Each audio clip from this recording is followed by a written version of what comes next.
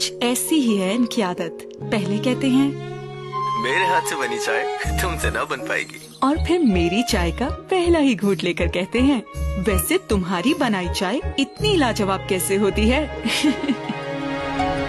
मैं कहूँ अच्छी चाय वही लाजवाब बनाए जो चाय को समझे। प्यार की धीमी आंच पर पानी का उबलना, चाहतों की ताजगी से भरपूर कमांडर लाजवाब पत्ती मिलाना। जब रंग, खुशबू और जायका दिल में समा जाए तो उसे अपनायत भरी प्याली में डालना और बस आंखें बंद और इसके मजे में खो जाना। यही तो है समझने वाली बात जो बनाए चाय लाजवाब। कमांडर लाजवाब टी जो चाय को समझे।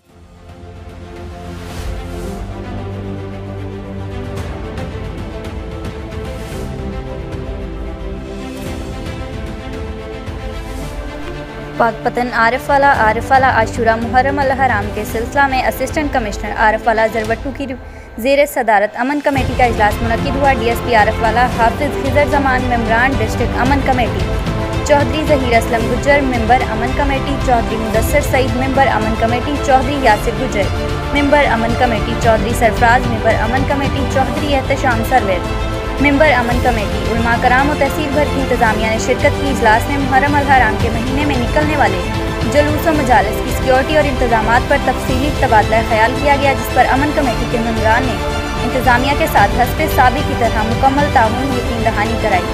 मोहम्मद यार Gujjar, chief reporter ANY news Punjab.